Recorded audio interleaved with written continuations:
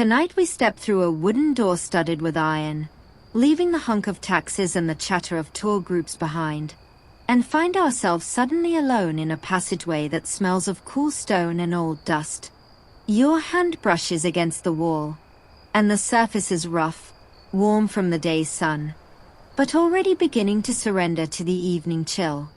Above you, a horseshoe arch frames a slice of darkening sky, and somewhere ahead, beyond the next turn, you hear it, the barest whisper of moving water, so faint you might mistake it for your own bloodstream. This is the Alhambra at dusk, when the last ticket holders have been shooed toward the exits and the fortress begins to remember what it was like to be silent. You probably won't survive this without developing a mild obsession with Islamic geometry, but that's a risk you agreed to take when you booked this flight. So, before you get comfortable, take a moment to like the video and subscribe, but only if you genuinely enjoy what I do here. Now, dim the lights, and let's ease into tonight's journey together. You've come through the Gate of Justice, the main public entrance since the 14th century, and already the modern world feels like a rumor. The gate is massive, a square tower of reddish-brown stone that looks like it grew out of the hill rather than being built upon it. Above the doorway, a carved key dangles in stone, a symbol of authority that Moorish architects loved to plant at thresholds. You pass under it, and the sound changes. Your footsteps, which were clicking against pavement a moment ago, now make a softer, more intimate sound against packed earth and ancient flagstones. The path slopes gently upward, coaxing you deeper into the compound, and the walls on either side rise high enough to block out the streetlights of Granada below. This is the moment when the Alhambra performs its oldest trick. It makes you forget there's a city out there at all. To your left, a narrow alley opens up, barely wide enough for two people to walk side by side, and it curves away into shadow. You resist the urge to explore it just yet, because the main path is leading you towards something more immediate. The sound of water, which is growing clearer now, resolving from a whisper into a distinct trickle.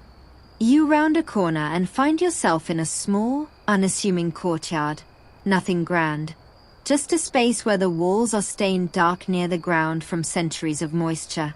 In the center, a simple basin catches water that spills from a spout shaped like a lion's mouth. Except the lion is so worn by time it looks more like a friendly dog with a head cold. This is your first encounter with the hydraulic genius of the Nasrid dynasty, and it's deliberately humble. The Alhambra doesn't shout, it murmurs, and you have to lean in to hear what it's saying.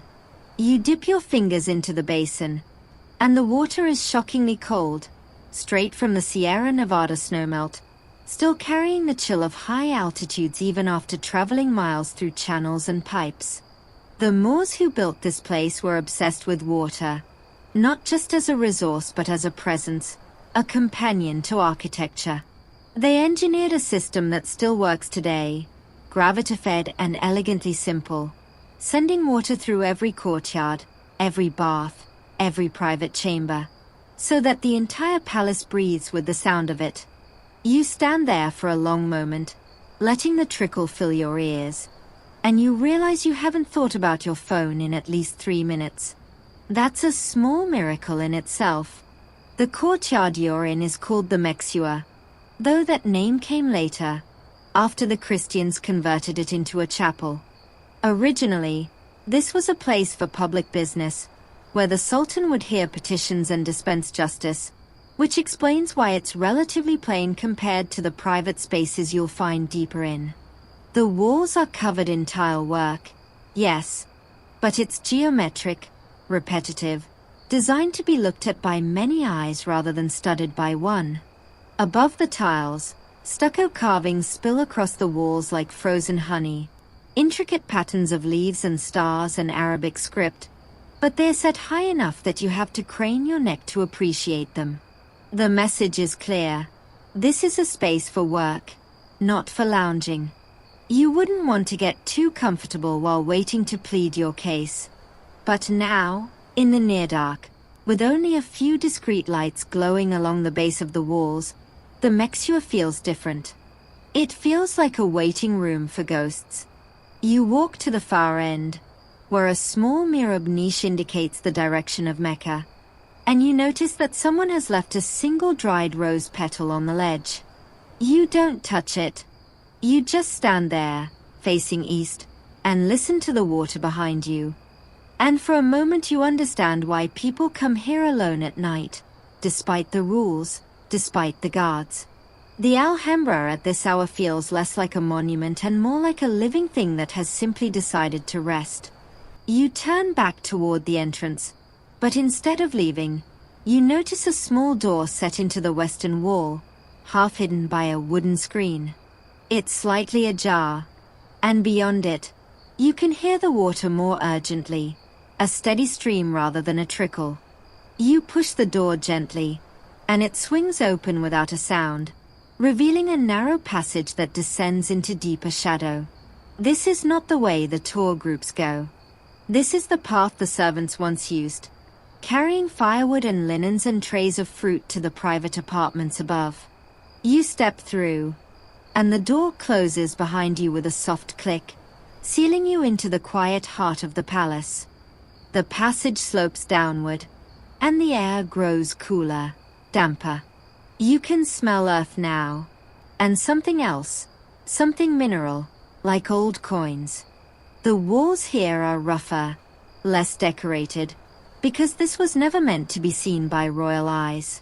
You run your hand along the stone as you walk, counting your steps, and you realize you've lost all sense of direction.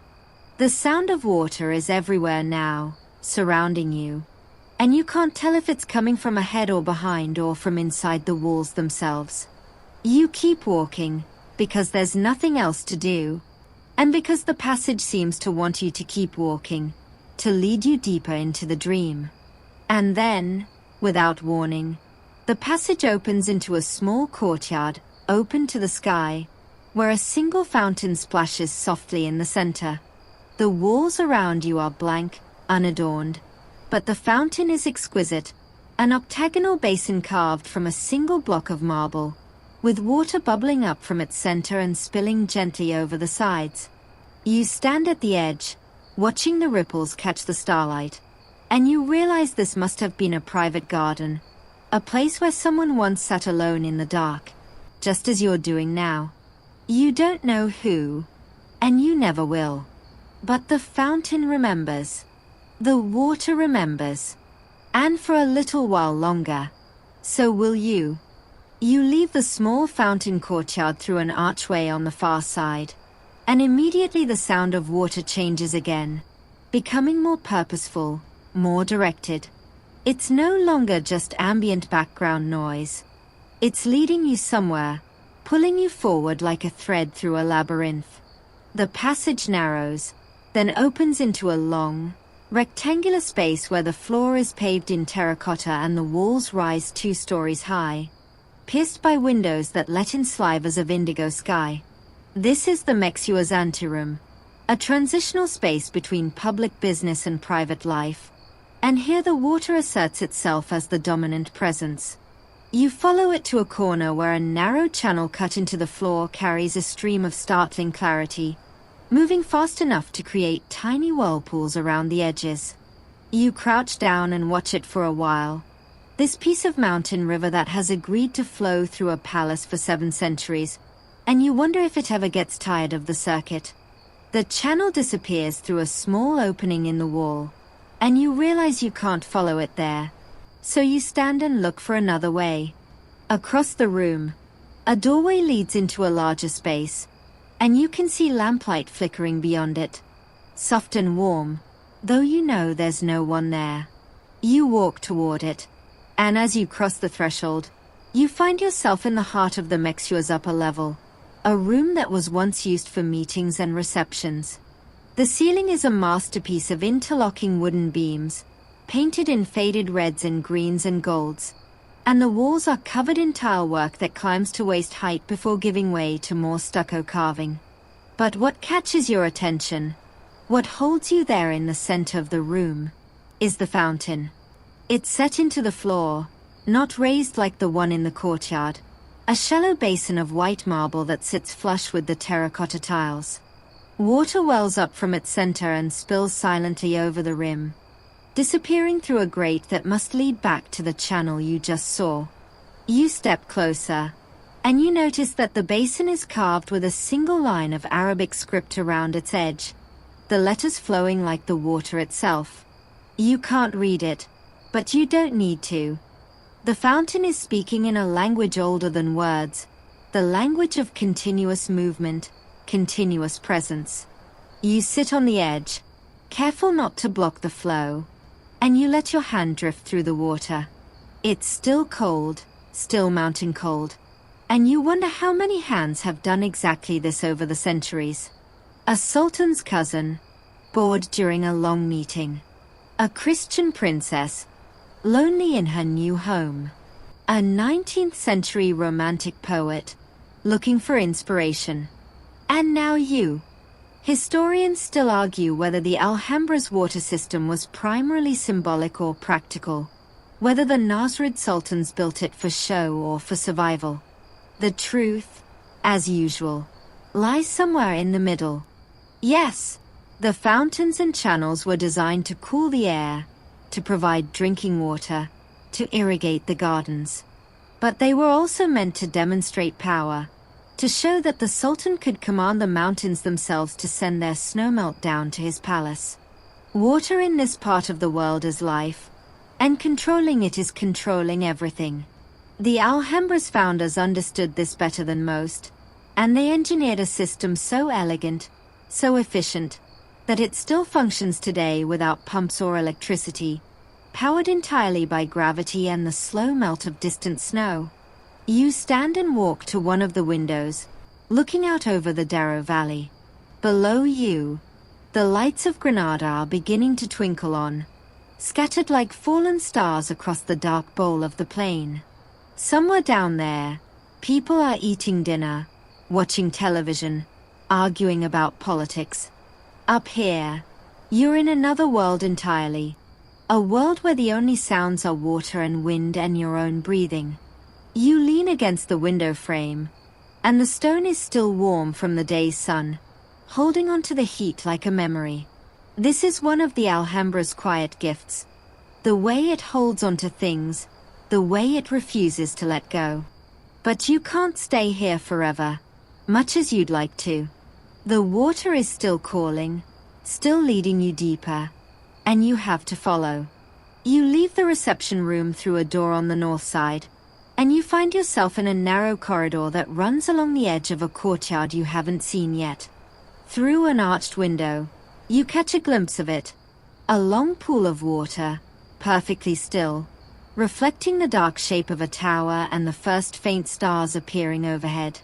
You pause for a moment, memorizing the image, then continue along the corridor until it opens into a small chamber where the walls are lined with alcoves and the floor is slightly raised. This room feels different from the others. It's more intimate, more enclosed, and the water here is quieter, trickling from a small spout into a basin set into the wall. You step closer and see that the basin is carved from a single piece of alabaster, translucent enough that when you hold your hand behind it, you can see the shadow of your fingers through the stone. The water flows in from a pipe hidden in the wall, spills across the alabaster, and drains away through a hole in the bottom. A continuous cycle that has been running for longer than any human lifetime. You wonder who last stood here, in this exact spot, listening to this exact trickle. Maybe a servant, filling a pitcher for the Sultan's morning wash. Maybe a child, sent to fetch water for the kitchen. Maybe a lover, meeting someone in secret while the rest of the palace slept. You touch the alabaster, and it's smooth, cool, almost greasy to the touch. The water drips over your fingers, and you let it, not wanting to break the spell. This is the quietest corner of the Alhambra you've found so far. A place where even the fountain seems to be whispering rather than speaking. You could stay here for hours. You realize, just listening, just existing in this small bubble of time. But the night is young, and there's more to see, more water to follow, more silence to absorb. As you turn to leave, you notice something carved into the wall beside the basin, low down, almost hidden by the shadows. You crouch to look, and you see a small inscription, just a few characters, worn by centuries of fingers brushing against them. It's Arabic, like everything else, but simpler, more personal. You can't read it, but you don't need to. You know what it says, because it's the same thing people have been carving into walls since they learned how to write. I was here. Someone, 500 years ago, wanted to leave a mark, wanted to be remembered. And here you are, 500 years later, reading their words in the dark. You run your finger over the carving, gently, and you add your own silent message to the stone. I was here too. You leave the small alabaster chamber and follow the corridor as it bends sharply to the left, descending 3 worn steps that generations of feet have polished to a glassy smoothness. The air changes immediately, becoming heavier, more humid, carrying a faint mineral scent that reminds you of swimming pools and underground springs. This is the approach to the royal baths, the hammam. And even before you see the first room, you can feel the ancient warmth radiating from the stone, stored up from centuries of fires that burned beneath these floors. The Moors didn't just bathe here. They conducted diplomacy, planned military campaigns, and negotiated marriages, all while sweating in carefully managed heat. You pass through a small vestibule where the ceiling drops low enough that you have to duck slightly. A deliberate architectural trick to make you stoop before entering the presence of cleanliness. The first chamber opens before you like a dream of light and shadow. It's a large square room. Its floor paved in marble. Its walls lined with benches where bathers once sat and let the steam work its way into their muscles. Above you, the ceiling is pierced by dozens of star-shaped skylights, each one filtering the faint moonlight into tiny pinpricks of silver that scatter across the floor. During the day, these same openings would have let in shafts of sunlight, creating a slowly moving pattern that marked the hours without needing a clock. But now, at night, they are just stars within stars, a galaxy of small lights that make you feel like you're standing underwater, looking up at the surface from the deep end. You walk to the center of the room and turn slowly, taking it all in. The walls are tiled in geometric patterns, blues and greens and browns that must have glowed like jewels when the lamps were lit and the steam rose thick. Here and there, patches of tile have fallen away, revealing the rough stone beneath. But the effect isn't one of decay so much as honesty, as if the building is showing you its bones. You sit on one of the benches, and the stone is still faintly warm, holding on to heat that was generated days, maybe weeks ago. You lean back and close your eyes, and for a moment you can almost hear it. The murmur of voices, the splash of water, the soft footsteps of servants carrying fresh linens and bowls of rosewater. This is where the Nasrid elite came to shed not just their dirt but their rank, their responsibilities, the weight of rule. In the baths, everyone was equal under the steam, or at least that was the theory. In practice, the Sultan probably had his own corner, his own bench, his own servants to scrub his back.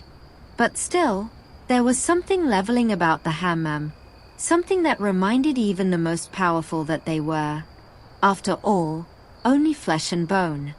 You open your eyes and look up at the star-shaped skylights again, and you notice something you missed before. The glass in some of them is colored, faintly tinted in shades of amber and green. During the day, this would have cast colored light across the steam, creating an effect like stained glass in a cathedral. At night, they are just dark holes, but you can imagine how it must have felt to lie here at dawn, watching the first light turn green as it filtered through. Historians still argue about the exact sequence of rooms in the baths, about which chamber was for hot baths and which for cold plunges, about whether the bathers moved from warm to hot to cold or some other order entirely. The Alhambra's hammam follows the standard Roman model that the Moors inherited and refined, but the details are fuzzy, lost to time and the Christian renovations that converted parts of the palace into chapels and convents. What we know for certain is that water was central to the experience, not just for cleaning but for ritual purification, for preparing the body and soul for prayer. The Moors washed before they worshipped, and the baths were where that washing happened, in community, in warmth, in the soft glow of filtered light. You stand and walk to the next chamber, passing through a narrow doorway that forces you to turn sideways. This room is smaller, more intimate, and noticeably warmer even without fires burning. The floor here is raised slightly, and the benches are built into the walls, angled for reclining rather than sitting upright. This was the caldarium, the hot room, where the temperature was cranked up until sweat poured from every pore and the bathers felt their muscles turn to water. A small fountain in the corner trickles continuously, adding to the humidity, and you can see where the steam has darkened the stone over centuries, leaving a permanent watermark halfway up the walls. You sit on one of the reclining benches and lean back, imagining what it must have felt like to lie here on a cold winter night, the fire roaring beneath the floor, the steam wrapping around you like a blanket. The Moors understood something that modern architecture often forgets, that warmth is not just about temperature but about enclosure, about the feeling of being held by the building. The low ceilings, the curved walls, the soft light all combine to create a sense of safety, of being tucked away from the world. You could fall asleep here, you realize, and you almost do, your eyes growing heavy as the trickle of water and the silence work their magic. But you shake yourself awake, because there's more to see. The next chamber is the coldest, the frigidarium, where bathers would plunge into cold water after sweating in the heat, a shock to the system that was believed to close the pores and seal in the benefits of the bath. This room is smaller still, dominated by a deep pool of water that reflects the starlight from a single large skylight above. You kneel beside the pool and dip your hand in, and the water is bracingly cold, so cold it hurts for a moment before your hand goes numb. You imagine plunging your entire body into this after an hour in the heat, and you shiver just thinking about it. Here, in the shadows near the pool, you notice something curious, a small drain in the floor, separate from the main system, that seems to lead nowhere. You crouch to examine it, and you see that it's carved with a pattern of overlapping circles, a design that's more decorative than functional. This, you realize, is where the bath attendants would have poured the used water, the water that had touched royal skin, ensuring that no one could collect it and use it for magic or mischief. It's a small detail, easily overlooked, but it speaks volumes about the paranoia that lurked beneath the surface of court life. Even in the baths, even naked and sweating, the Sultan had to worry about enemies, about curses, about the power that a lock of hair or a drop of bathwater could confer. You stand and walk back through the chambers, retracing your steps, and as you pass through the warm room again, you pause to look up at the star-shaped skylights. They seem brighter now, as if the moon has shifted, and the pattern of light on the floor has moved slightly, marking the passage of time while you explored. You stand there for a long moment, watching the slow crawl of moonlight across ancient stone, and you feel a strange kinship with everyone who has ever stood in this spot and watched the same thing. The stars move, the water flows, the centuries pass, but some things remain exactly the same. You emerge from the bath through a different door than the one you entered, and suddenly you're standing at the edge of something immense. The Court of the Myrtles stretches out before you like a held breath, a long rectangle of silent water that mirrors the sky and the towering Comares palace beyond. You stop dead, because the reflection is so perfect, so undisturbed, that for a moment you can't tell which way is up. The palace floats upside down in the pool, its crenellations pointing toward the bottom of the world, and the stars scattered across the water seem deeper than the ones overhead. You walk slowly to the edge of the pool, your footsteps loud in the silence, and you kneel down to look more closely at this inverted universe. The water is impossibly clear, dark but not murky, carrying the reflection of everything around it with a fidelity that feels almost supernatural. You can see the myrtle bushes that give the courtyard its name, their dark green shapes lining the pool on both sides, clipped into neat hedges that have been tended for centuries. The smell of them rises in the cool air, sharp and herbal, cutting through the damp stone scent that has followed you since the baths. You breathe deeply, and the myrtle fills your lungs, a clean green taste that makes you think of Mediterranean hillsides and ancient gardens where lovers once met in secret.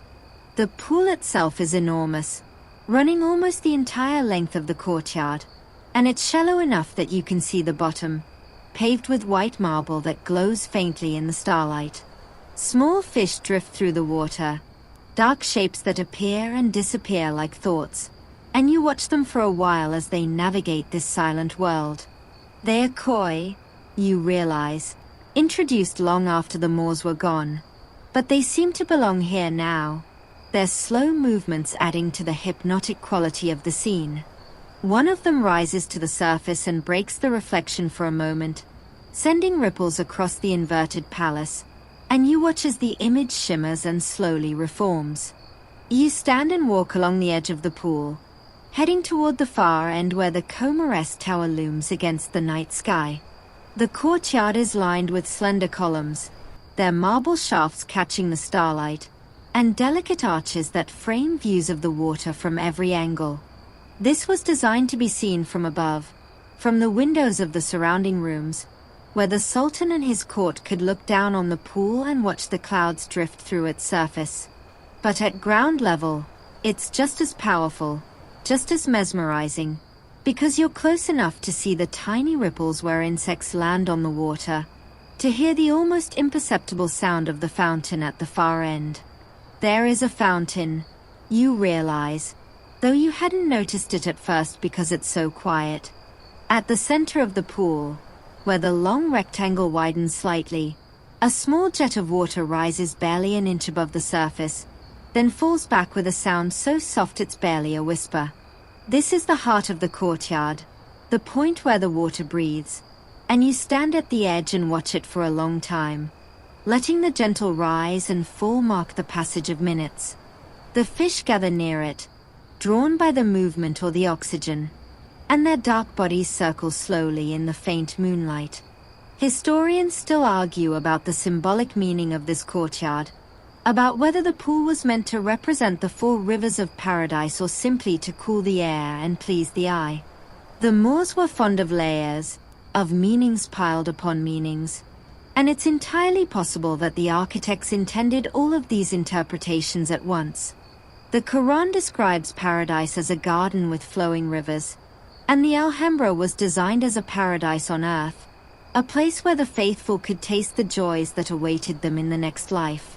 Standing here, at night, with the water stretching out before you and the stars reflected at your feet, it's not hard to understand why. You walk to the center of the long side, where the reflection is most perfect, and you sit down on the marble edge with your feet hanging just above the water. The stone is cold through your clothes, but you don't mind. It keeps you awake, keeps you present. You lean forward and look down at your own reflection, a dark shape against the starry sky, and you watch as a fish swims through your face, breaking it into fragments that slowly reassemble. This is what it means to be here, you think, to be broken apart and put back together by the slow motion of water and time. The courtiers tower at the far end of the pool is completely dark now, its windows blank eyes staring out at the night. During the day, this tower houses the throne room, the hall of the ambassadors, where the Sultan received visitors and dispensed justice. But at night, it's just a shape, a massive stone that holds centuries of secrets behind its walls. You can imagine lights flickering in those windows once, lamps burning late as the Sultan worked or prayed or simply watched the same stars you're watching now. You wonder what he thought about, sitting up there alone, looking down at this same pool, these same fish, these same myrtle hedges. A breeze moves through the courtyard, barely enough to stir the air, and the surface of the water ripples slightly, distorting the reflections into abstract patterns of light and dark. The myrtle bushes rustle, releasing more of their sharp scent, and you close your eyes for a moment, letting the sounds and smells wash over you. When you open them again, the reflections have settled back into clarity, the palace floating once more in its upside-down world, and you feel a strange sense of relief, as if something precious has been restored. You realize, sitting here, that you haven't thought about anything outside this courtyard for at least half an hour. No work, no worries, no plans for tomorrow. Just the water, the stars, the myrtle, and you. This is the gift of places like this. They demand your presence so completely that everything else falls away. You could sit here all night, you think, watching the fish and the stars and the slow drift of clouds across the water's surface. And maybe you will. Maybe that's exactly what you came here to do. But the night is still young, and there are other courtyards waiting, other silences to explore. You stand reluctantly, your legs stiff from sitting on cold stone, and you take one last look at the pool before turning away. As you walk toward the far end, heading for the archway that leads deeper into the palace, you notice something you missed before. A small inscription carved into the base of one of the columns, almost hidden by the shadow of a myrtle bush. You crouch to look, and you see a single word, worn by time and weather, but still legible. It's in Spanish, not Arabic, and it reads simply, agua. Water. As if anyone standing here could possibly forget. You leave the Court of the Myrtles through a narrow passage that opens onto a facade so intricate, so densely carved, that it seems to vibrate in the starlight. This is the Courtiers facade, the public face of the Sultan's most private chambers, and it rises before you like a frozen symphony of geometry and scripture. Every inch of its surface is covered in stucco, carved into patterns that repeat and transform as they climb toward the wooden eaves above. You stand at the edge of the small courtyard that fronts it, tilting your head back to take it all in, and you feel a familiar dizziness, the kind that comes from looking at something too complex for the brain to process all at once. The facade is framed by 7 arches, each one different, each one a variation on the horseshoe shape that defines Moorish architecture. They rest on slender columns of marble, their capitals carved with leaves so delicate they look like they might rustle in a breeze. Above the arches, panels of carved stucco stretch to the roof, covered in Arabic inscriptions that praise God and the Sultan in equal measure. You can't read them, but you can feel their rhythm, the way the letters flow into each other like water over stone. This is writing as decoration, as prayer, as permanent presence, and it surrounds you completely. You walk closer, until you're standing directly before the central arch, and you notice something you missed from farther away. The stucco isn't just carved, it's layered, with patterns carved into patterns, creating a depth that tricks the eye into seeing movement. In the right light, these walls would seem to breathe, to shift, to offer new discoveries with every glance. Even in the dim starlight, you can see the way shadows collect in the deeper carvings, emphasizing the geometry, making the whole facade seem like a giant puzzle waiting to be solved. This is where the Sultan would have appeared to his subjects on ceremonial occasions, standing in the arched doorway while the crowd below gazed up at him. The facade was designed to frame him, to make him seem larger than life, to surround him with the divine words that covered every surface. When he spoke, his voice would have echoed off these carvings, amplified by the careful acoustics of the space. When he raised his hand, the shadows would have moved across the inscriptions, creating a play of light that made him seem almost supernatural. It was theater, pure and simple, but theater designed to remind everyone who saw it that the Sultan stood between them and God. You step through the central arch, passing from the courtyard into the shadow of the facade itself, and you find yourself in a small antechamber where the carvings continue on every wall. Here, the patterns are even denser, even more intricate, because this space was meant to be seen up close, by those privileged enough to approach the Sultan directly. You run your fingers gently over the stucco, feeling the ridges and valleys of centuries-old carving, and you marvel at the patience it must have taken to create this. No power tools, no electric lights, just human hands and human eyes working year after year to cover every surface with beauty. Historians still argue about the exact meaning of some of the patterns here, about whether certain geometric figures were meant to represent celestial bodies or earthly kingdoms or simply to please the eye. The Moors were masters of abstraction, of creating beauty that didn't depend on representing anything recognizable. But they were also deeply mathematical, and many of these patterns are based on complex geometric principles that would take a modern computer to replicate. The artisans who carved them didn't just know their craft. They knew the movements of the stars, the properties of numbers, the relationships between shapes that create visual harmony. They were scientists as much as artists, and their work here is proof that the two aren't really separate.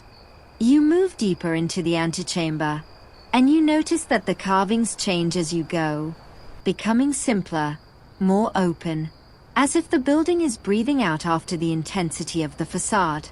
Small windows set high in the walls let in slivers of moonlight, casting pale rectangles on the floor that slowly shift as the night progresses. You stand in one of these pools of light, letting it fall across your face, and you close your eyes for a moment, feeling the coolness of the stone and the warmth of the moonlight mixing on your skin. When you open your eyes, you notice something you missed before.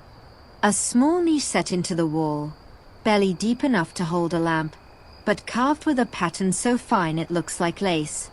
You step closer and see that the niche is empty now, but there are dark stains on the stone at its base, residue from centuries of oil lamps burning here. Someone, long ago, would have come each evening to light this lamp, to ensure that the Sultan never walked through darkness, that the carvings were always visible, always casting their intricate shadows. You wonder who that person was, what they thought about as they performed their nightly ritual, whether they ever paused to appreciate the beauty they were illuminating. You reach into the niche and touch the stained stone, and for a moment you feel connected to all those anonymous hands that reached into this same space, century after century, keeping the darkness at bay. It's a small thing, a tiny gesture, but it's also everything. This is what keeps places like this alive. Not the grand gestures of sultans and kings, but the daily rituals of ordinary people who showed up, night after night, to do what needed to be done. You turn away from the niche and walk toward the far end of the antechamber, where another archway leads deeper into the palace. But before you pass through, you look back at the facade one more time, and you see it differently now. Not just as a masterpiece of art and architecture, but as a record of all the hands that touched it, all the eyes that gazed at it, all the voices that echoed through its arches. The carvings are beautiful, yes, but they are also a kind of memory, a way of holding on to everyone who ever stood here and felt what you're feeling now. The archway leads to a narrow staircase, worn in the center by centuries of feet, and you climb it slowly, your hand on the cold stone wall. At the top, you emerge into a small room with windows overlooking the courtyard you just left. You go to the window and look down, and from this height, the facade resolves into a different kind of pattern, one you couldn't see from below. The arches align with the pool in the distance, with the towers beyond, with the stars overhead, creating a composition that feels intentional, designed, as if the entire palace were a single work of art that reveals itself only to those who take the time to see it from every angle. You lean against the window frame and let your eyes drift across the view, from the carved facade below to the dark shape of the mountains in the distance. The wind picks up slightly, carrying the scent of pine and cold stone, and you pull your jacket tighter around you. This is the Alhambra at its most generous, you think, offering you not just beauty, but perspective, a way of seeing that connects everything to everything else. You could stand here for hours, tracing the lines that run from the smallest carved leaf to the peaks of the Sierra Nevada, and you'd never run out of connections to make. But the night is moving on, and there's still so much to see. You leave the window and cross the room to another door, this one leading to a corridor that runs along the edge of the palace. The walls here are plain, undecorated, because this was a service passage, not meant for royal eyes. But even here, in the functional parts of the building, you can feel the same care, the same attention to detail.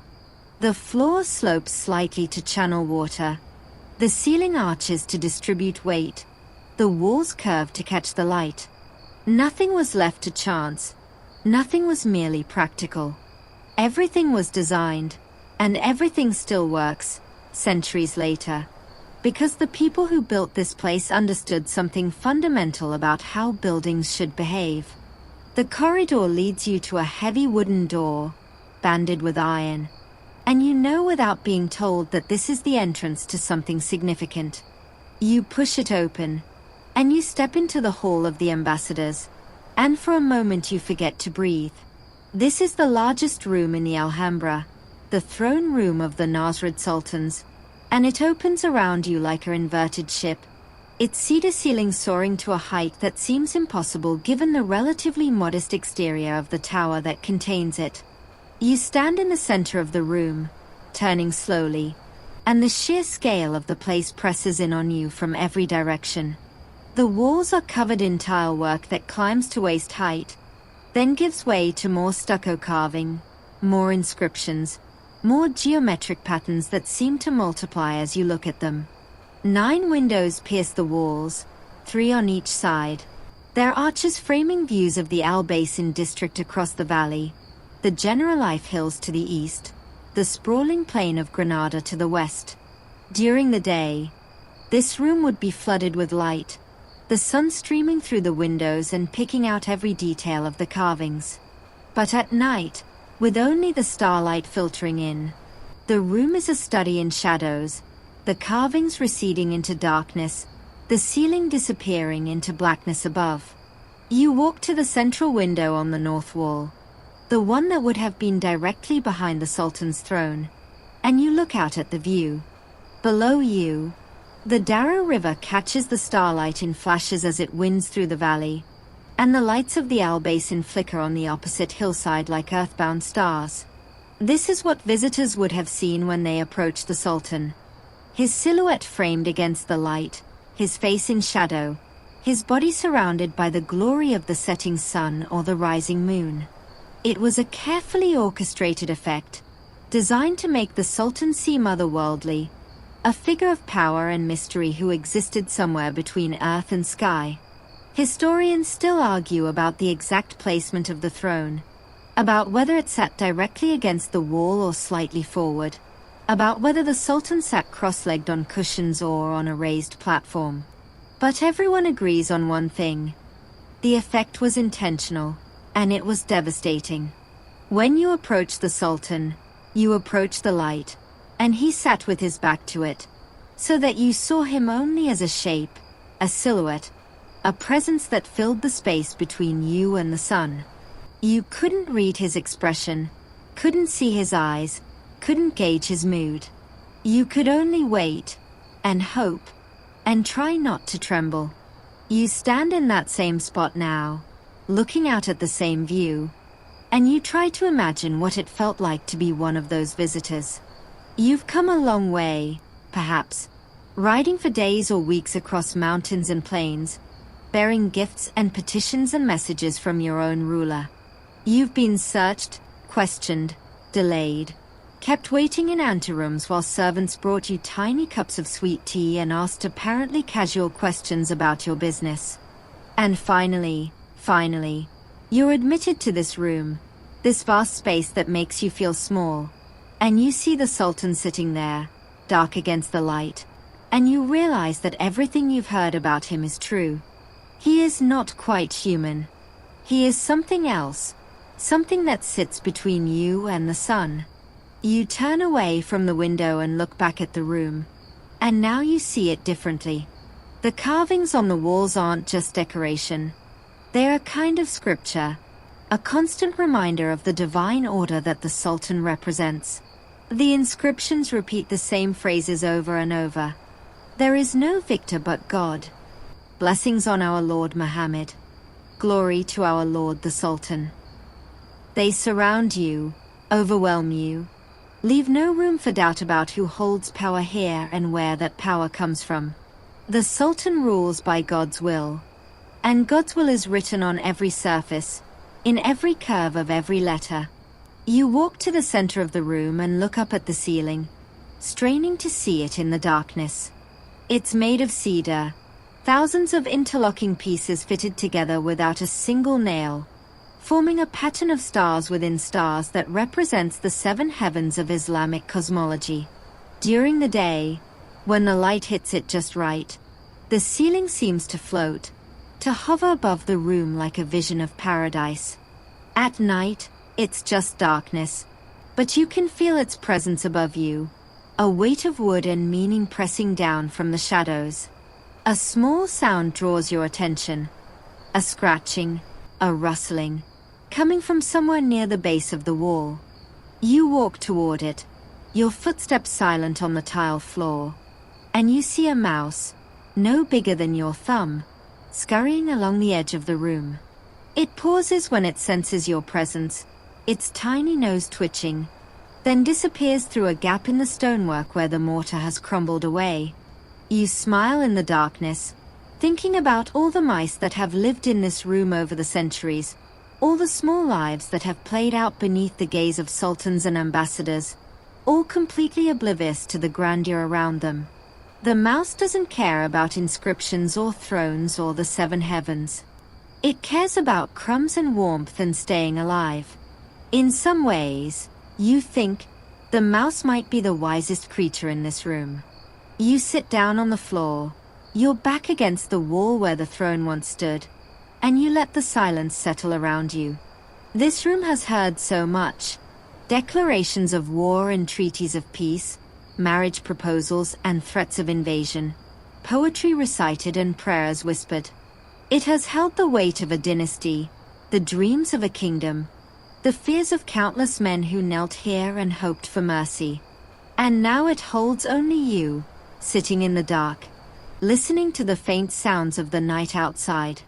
You close your eyes and let your mind drift, and you find yourself thinking about the sultans who sat here, one after another, generation after generation. They were men, just men, with all the flaws and fears that come with being human. They worried about their children, argued with their wives, fretted about their health. They woke in the night with bad dreams and called for water. They laughed at jokes and wept at losses and felt the cold in their bones on winter mornings.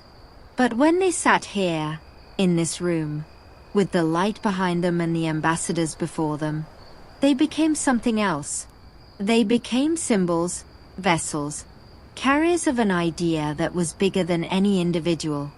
And when they died, the idea lived on, passed to the next man who would sit in this spot and become, for a time, the shadow against the light. You open your eyes and look toward the windows.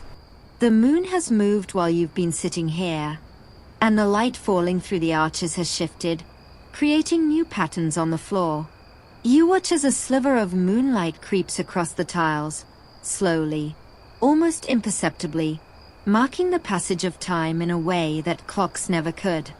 This is how the sultans measured their days, you realize. By the movement of light across these same tiles, by the changing angles of shadow on these same walls. They lived in a world where time was visible, where you could watch it move if you sat still long enough. You stand and stretch, your muscles stiff from sitting on cold stone.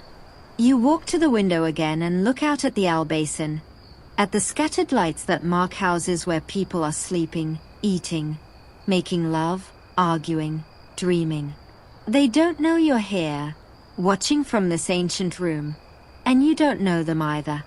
But for this moment, you're connected by the simple fact of being alive at the same time, in the same place, under the same stars. It's enough. It has to be enough.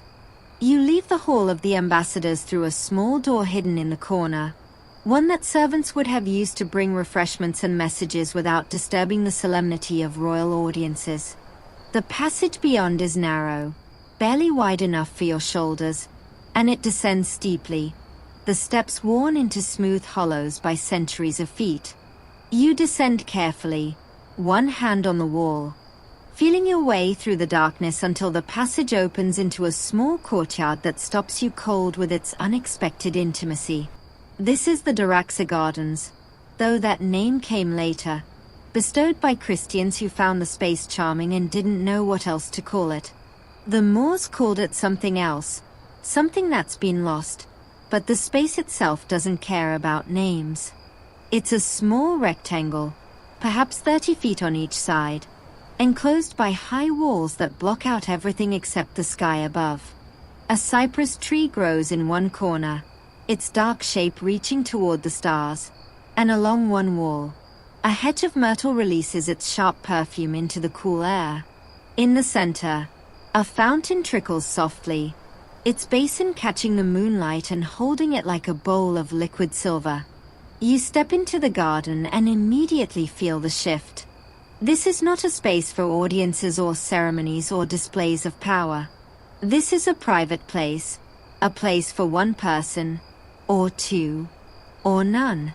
The walls are high enough to ensure that no one can see in from the surrounding rooms, and the only entrance is the narrow passage you just came through, easily blocked by a single guard or a simple door.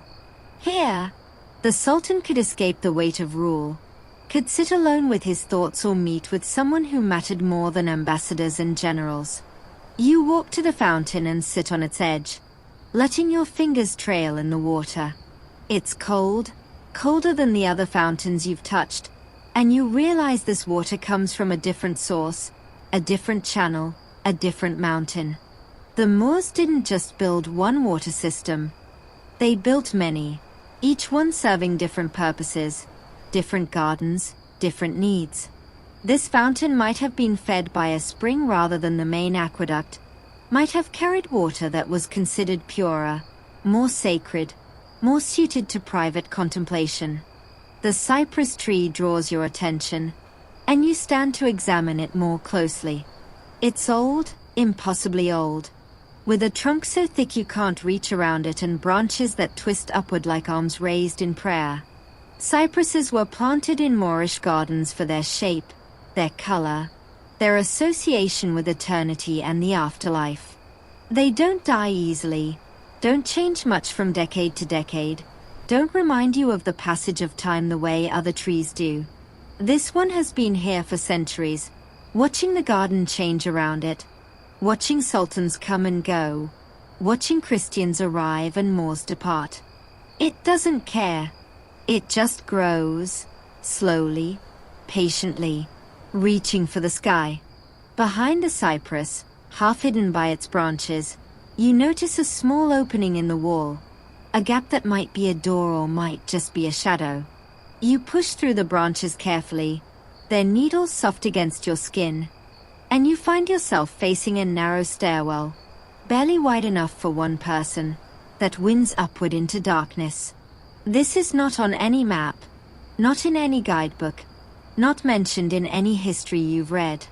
It's just there, waiting, as if it's been waiting for you specifically to find it. You hesitate for a moment, because stairs in old buildings can be dangerous, can lead to dead ends or locked doors or simply nowhere at all. But the stairwell is calling you, pulling you upward, and you can't resist. You place your foot on the first step, worn into a smooth curve by countless feet before yours, and you begin to climb. The stairs spiral tightly, forcing you to turn with each step, and the walls press in close on both sides. There are no windows, no sources of light except the faint glow from below, and soon you're climbing in near total darkness, your hands on the walls to either side, your feet finding each step by touch alone. You count your steps to keep yourself grounded. 10, 20, 30, 40. At 50, you pause to catch your breath, and you realize you can hear nothing except your own heartbeat and the distant whisper of the fountain far below. At 60 steps, the stairwell opens onto a small landing, and here there's a window, a narrow slit cut into the stone that lets in a sliver of moonlight. You press your face to it and look out, and you see the Duraxa Gardens below you, reduced to a miniature version of itself, the cypress tree a dark dot, the fountain a silver pinprick. Beyond the garden walls, you can see the roofs of the Alhambra spreading out in every direction, a jumble of tiles and towers and hidden courtyards that from this height looks like a model of itself. You're higher than you realized, higher than you should be given the size of the tower you entered, and you wonder where this stairwell is leading. You leave the window and continue climbing, the stairs now even narrower, even steeper. At 80 steps, you reach another landing, this one with a door, a small wooden door banded with iron, set into the wall. You try the handle, and it turns, and the door swings open onto a rooftop terrace that steals your breath completely. You step out onto the terrace, and the night sky opens above you like a gift. There are no lights up here, no modern intrusions, just the stars spread across the darkness in numbers you've never seen before. The terrace is small, perhaps 20 feet square, surrounded by a low wall that you can see over easily, and from here you can see everything. The Alhambra spread out below like a sleeping creature, the lights of Granada twinkling in the valley, the dark shapes of the mountains rising in every direction. You walk to the wall and lean on it, and the stone is warm, holding on to the day's heat even at this hour. This was a private rooftop, you realize, a place where someone could come to be alone with the sky. The Sultan, perhaps, on nights when he couldn't sleep, when the weight of rule pressed too heavily on his chest. Or one of his wives, escaping the gossip and intrigue of the harem for a few stolen moments of solitude. Or a servant, grabbing a quick break from the endless work of keeping the palace running, looking up at the same stars you're looking at now, wondering about the same things you wonder about. Where they came from, where they are going, what it all means. You lie down on the warm stone, your back against the terrace floor, and you look straight up at the stars. They're so bright here, so clear, that you feel like you could reach up and touch them. The Milky Way stretches across the sky like a river of light, and you follow it with your eyes from one horizon to the other, tracing the ancient path that travelers have followed for thousands of years. The Moors were expert astronomers, navigators, readers of the sky. They knew the names of these stars, the stories behind them, the ways they moved through the seasons. They built this palace with the stars in mind, aligning windows and doors and courtyards with celestial events, so that light would fall in particular places on particular days, marking the passage of time in ways that only the learned could read. Historians still argue about how much of this alignment was intentional and how much was coincidence, about whether the Nasrid architects were working from detailed astronomical knowledge or simply building what looked right and letting meaning accrue later. But lying here, on this rooftop, with the stars wheeling overhead and the palace spread out below, you don't need historians to tell you what to believe. You can feel it yourself. The connection between this place and the sky above it, the way the two fit together like pieces of a puzzle. The Alhambra was built to be seen from above, to be read from the heavens, to be part of a larger pattern that includes the stars themselves. You close your eyes for a moment, and the warmth of the stone seeps into your back, relaxing muscles you didn't know were tense. The sound of the fountain below reaches you faintly, carried on the night air, and you realize you can hear other sounds too. The wind in the cypress trees, the distant bark of a dog in the city below, the soft hoot of an owl somewhere in the gardens. This is the Alhambra at its most alive, you think. Not during the day when it's filled with tourists and guides and the clatter of cameras, but at night, when it remembers what it was built for.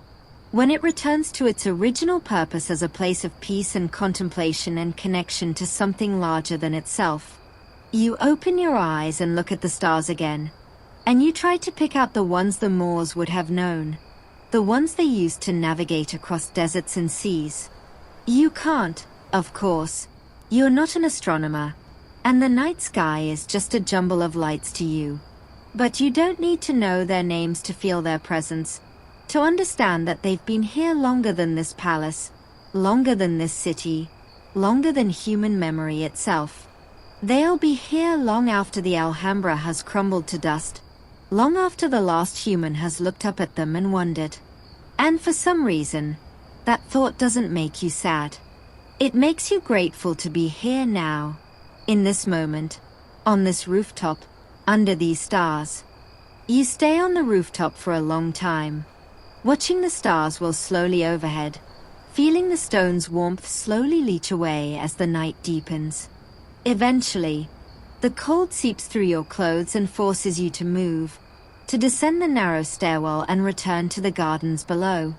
You take the stairs carefully, one at a time, your hand on the wall, and when you reach the bottom, you find yourself not in the drowsy gardens but in a different courtyard entirely, one you don't recognize.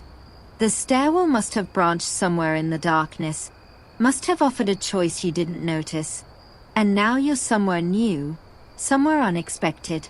This courtyard is smaller than the others, more enclosed, and it feels different somehow, heavier, as if the stones themselves are weighted with memory. A dry fountain sits in the center, its basin empty, its spout silent, and the plants around it are overgrown, untended, their branches reaching across the paths in ways that would never be allowed in the formal gardens. You stand at the edge of the courtyard, taking it in, and you realize this is the court of the Lindaraja, though it doesn't look like the photographs you've seen. Those show manicured hedges and flowing water, tourists posing for selfies in the bright sunlight. This is something else entirely. A forgotten corner, a place the gardeners don't visit anymore, a courtyard that has been allowed to return to something wilder. You walk to the dry fountain and sit on its edge, running your hand over the carved stone. The basin is empty except for a few dead leaves and a scattering of bird droppings, and you can see where the water once flowed through channels now clogged with debris. This fountain hasn't worked in years, maybe decades, and you wonder why. The rest of the Alhambra's water system is meticulously maintained, kept running for the millions of visitors who come each year. But here, in this corner, someone has decided to let it go, to let the fountain fall silent, to let the garden grow wild. You respect that decision, whoever made it. Some things deserve to rest. As you sit there, you notice something odd about the ground beneath your feet. The paving stones are uneven, tilted, and in places they've sunk several inches below their neighbors, creating small depressions that catch the moonlight. You stand and walk to the most sunken area, and you kneel to examine it more closely. Through a gap between the stones, you can see something below. Not earth, not the foundation you'd expect, but open space, darkness, a void. You reach into your pocket and pull out your phone, using its light to peer through the gap, and what you see makes you catch your breath. There's a room down there, a complete room, with walls and a floor and what looks like the remains of a mosaic. It's smaller than the courtyards above, more roughly built, and it's filled with debris, fallen stones, broken tiles, the bones of some small animal that crawled down here to die. But it's unmistakably a room, a human space, and it's sitting directly beneath the courtyard you're standing in. Historians still argue about what lies beneath the Alhambra, about how much of the hill is honeycombed with older structures, older civilizations. The Nasrids didn't build on empty ground. They built on the ruins of the Roman city of Alhambra, which itself was built on the ruins of an Iberian settlement, which was built on ground that had been occupied since before recorded history. The Alhambra hill has been home to humans for thousands of years, and each generation built on the remains of the one before, creating layer upon layer of habitation, like a geological record of human presence. What you're looking at now, through this gap in the stones, is one of those layers, a piece of the Roman city that the Moors covered over when they built their palace. You lie down on the paving stones, pressing your face to the gap, and you shine your phone's light into the darkness below. The room is small, maybe 10 feet square, with walls of rough stone that were once plastered and painted. You can see traces of color on them still, faint reds and ochres that have survived centuries of darkness and neglect. The floor is paved with small tiles, a geometric pattern that you recognize as Roman, similar to mosaics you've seen in museums. In one corner, a stone bench runs along the wall, and on it sits a clay pot, intact, as if someone placed it there yesterday and forgot to come back. You try to see if there's a way down, an entrance, a staircase, but the gap is too narrow, and the room too deep. You'd need ropes and equipment to reach it, and even then, you're not sure the structure would be safe. So you just lie there, looking down into this forgotten space, this piece of a city that existed before the Moors, before the Christians, before almost everything you recognize as history. Someone lived in that room. Once. Someone cooked and slept and loved and died down there, in the darkness, while above them the hill slowly accumulated more layers of habitation. They never knew that a palace would be built above them, that their home would become a foundation, a footnote, a forgotten layer in a much larger story. You push yourself up and sit on the edge of the dry fountain again, trying to absorb what you've just seen. The Alhambra is not just one thing, you realize. It's many things, stacked on top of each other, buried beneath each other, coexisting in ways that are invisible to the casual visitor. Every time you walk through these courtyards, you're walking on top of other courtyards, other buildings, other lives. The ground beneath your feet is not solid. It's hollow, filled with the remnants of everyone who came before.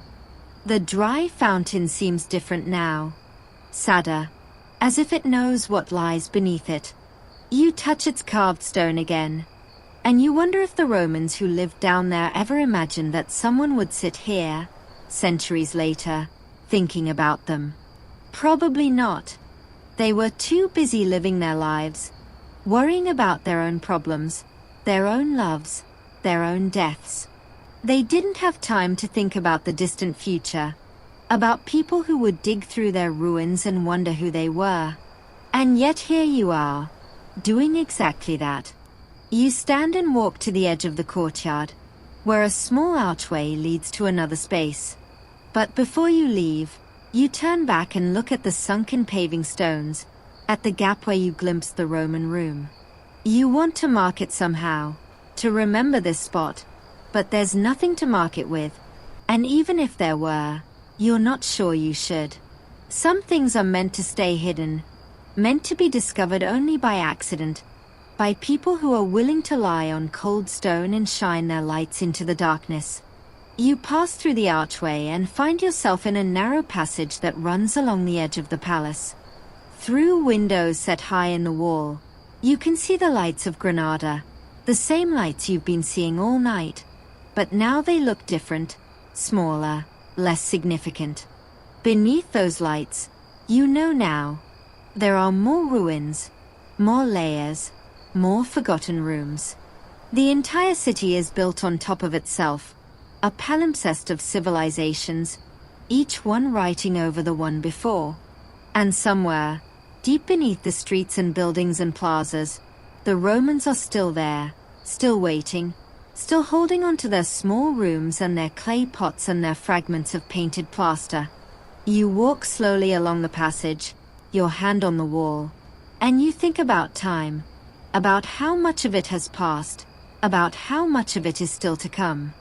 In 1,000 years, someone might lie on the ground somewhere and shine a light into the darkness and see the remains of this palace, these courtyards, these fountains.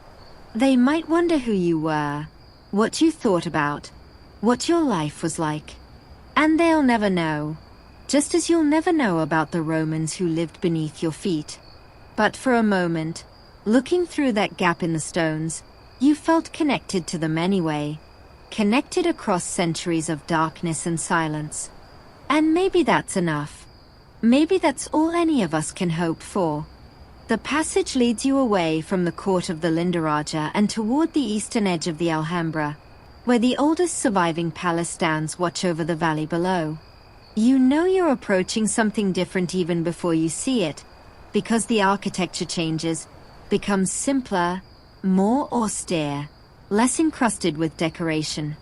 This is the Perched, built in the early 14th century before the Nasrids reached the height of their power, before they had the resources to cover every surface with intricate carvings and glazed tiles. It's older, quieter, and somehow more honest for its simplicity.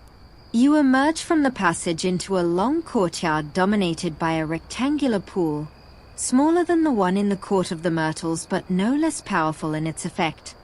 At the far end of the pool, a portico rises on slender columns, its roof supported by arches that frame the dark sky behind them. The portico is open on 3 sides, a covered gallery that once led to the private apartments of the Sultan, and it's reflected perfectly in the still water of the pool, creating a doubled image that makes you feel like you're standing at the edge of 2 worlds at once.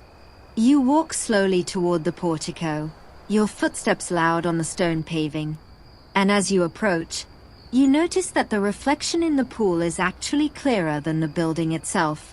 The portico is dark, its details lost in shadow, but its reflection catches the starlight and holds it, revealing every arch, every column, every carved capital with a clarity that seems impossible. You stop at the edge of the pool and look down, and for a moment you forget which way is up, which version is real. The reflected portico seems more present, more substantial, than the actual one looming above it. This is the oldest palace in the Alhambra complex, built by Muhammad III sometime around 1300, and it survived remarkably intact despite centuries of neglect and repurposing. The Christians used it as a residence, then as a warehouse, then as a barracks, and through all those indignities, the basic structure held. The portico still stands, the pool still reflects, the gardens still grow around it. You walk to the portico and step under its roof, and the change in atmosphere is immediate.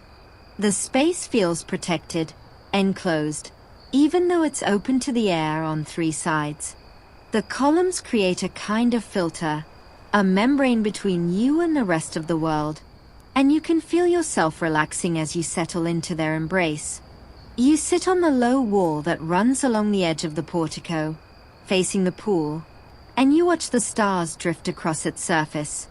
The water is so still that each star has a perfect double below, and you find yourself looking back and forth between the two, trying to decide which one is more real. The ones above are distant, unreachable, burning with their own light. The ones below are close enough to touch, but they're just reflections, illusions, light that has traveled down and bounced back up. You dip your finger in the water, and the stars shatter into ripples, then slowly reform as the surface stills again. Historians still argue about the original purpose of this palace, about whether it was a royal residence or a pleasure pavilion or something in between. The Perched is mentioned in contemporary accounts, but the descriptions are vague, poetic, more concerned with evoking mood than with documenting function. What we know for certain is that it was built for pleasure, for the kind of quiet enjoyment that comes from sitting by water and watching the light change. The Sultan who built it may have used it for official business, may have received ambassadors and conducted diplomacy here, but the space itself resists that interpretation. It wants to be private, wants to be personal, wants to be a place where you can forget, for a while, that you're a sultan at all. You lean back against a column, and the stone is cold through your shirt, but you don't move. You're comfortable here, more comfortable than you've been all night, and you realize it's because this space doesn't demand anything from you. The other courtyards you visited were designed to impress, to overwhelm, to remind you of your place in the order of things. This one is designed to welcome, to hold, to let you be. You could fall asleep here, you think, and maybe you will. Maybe that's exactly what this place is for. A breeze moves through the portico, carrying the scent of jasmine from somewhere nearby, and you close your eyes to better appreciate it.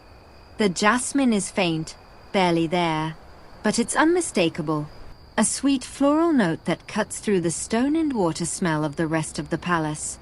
You open your eyes and look around, trying to locate the source, but the garden beyond the pool is dark, overgrown, impossible to read. The jasmine could be anywhere, or nowhere. It could be a memory, a ghost of a scent carried on the wind from some other garden, some other time. You stand and walk to the edge of the portico, looking out at the pool and the gardens beyond. To your left, a path leads away from the water, disappearing into the darkness between high hedges. To your right, another path leads to a small tower that rises above the trees. Straight ahead, across the pool, the gardens stretch toward the outer wall of the Alhambra, beyond which you can see the lights of the Al Basin scattered across the opposite hill. You choose the path to the right, drawn by the tower, and you follow it as it winds through overgrown plantings and past dry fountains that haven't flowed in years. The tower is small, square, built of the same reddish stone as everything else, and it stands alone at the edge of the gardens, looking out over the valley.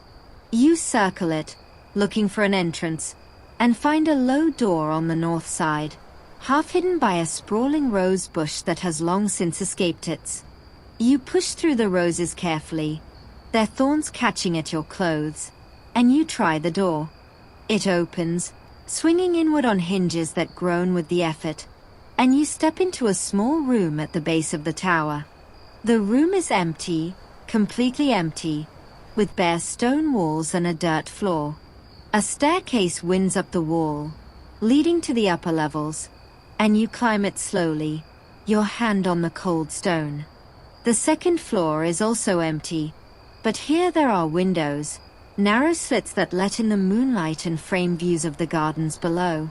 You press your face to one and look out, and you can see the portico in the distance, its columns pale against the darkness, the pool a silver rectangle at its feet.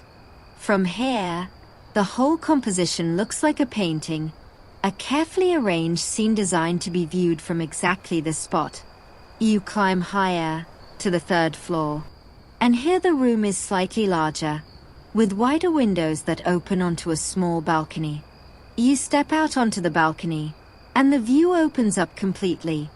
The Alhambra spread out behind you, the valley before you, the mountains on every side. This was a watchtower once, you realize, a place where guards kept an eye on the approaches to the palace, watching for enemies or messengers or simply the passage of time. But it was also a place of pleasure, a place where the Sultan could retreat with a favorite companion and watch the sunset paint the valley in shades of gold and red. You lean on the balcony railing, and the stone is warm, still holding the day's heat. Below you, the gardens are silent, the fountains still, the paths empty. You're alone up here, completely alone. And the feeling is both exhilarating and terrifying. For a moment, you're the only person in the world, the only witness to this particular arrangement of stars and stones and silence. And then a bird calls somewhere in the darkness, and you're reminded that you're not alone at all, that the world is full of life, even at night, even in places that seem empty. You stay on the balcony for a long time, watching the stars move slowly across the sky, feeling the night air on your face. The parterre below you sleeps, its pool still, its portico dark, its gardens waiting for the dawn. And you sleep too, in a way, your mind drifting, your body relaxing, your sense of time dissolving into the general flow of the night. This is what you came for, you realize. Not the history, not the architecture, not the famous sights. Just this. A moment of perfect stillness, in a place that has been still for centuries, under a sky that has watched it all. You leave the parterre reluctantly, pulling yourself away from the balcony and descending the tower stairs with slow, careful steps. The night is wearing on, and you know there's more to see. But something in you wants to stay here forever, wrapped in the simplicity of this oldest palace. You force yourself to move, to follow the path back through the gardens and past the pool. And as you walk, you notice a new shape looming ahead, different from anything you've seen so far. It's massive, circular, and utterly foreign. The palace of Charles V, squatting at the edge of the Nasrid complex like a Roman emperor who showed up uninvited to a Moorish dinner party. You approach it slowly, trying to reconcile its Renaissance bulk with the delicate arches and slender columns you've been wandering among all night. It's enormous, a two-story ring of stone that encloses a circular courtyard, and it's unfinished. Its upper reach is still raw, still waiting for a completion that never came. The contrast is jarring, almost offensive, and you understand why so many visitors hate this building, why they see it as an intrusion, a violation of the Alhambra's delicate harmony. But as you draw closer, you begin to see it differently. Not as an intruder, but as a monument to something else entirely.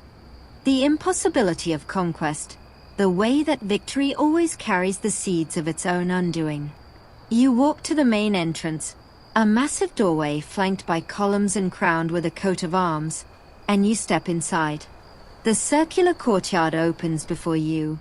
Its 2 stories of columns and arches creating a sense of movement, of rotation, even though you're standing still. The space is enormous, big enough to hold 1,000 people, and it's completely empty, completely silent, except for the echo of your own footsteps. You walk to the center and turn slowly, taking in the perfect symmetry, the mathematical precision, the cold grandeur of it all. Charles V ordered this palace built in 1527, less than 40 years after the Catholic monarchs conquered Granada and drove the Moors from their last stronghold. He wanted a residence worthy of an emperor, something that would stamp his authority on this conquered landscape, that would show the world that Christian Spain had triumphed over Islamic Spain once and for all. He hired the best architects, brought in the finest craftsmen, spared no expense. And then he ran out of money, or interest, or time.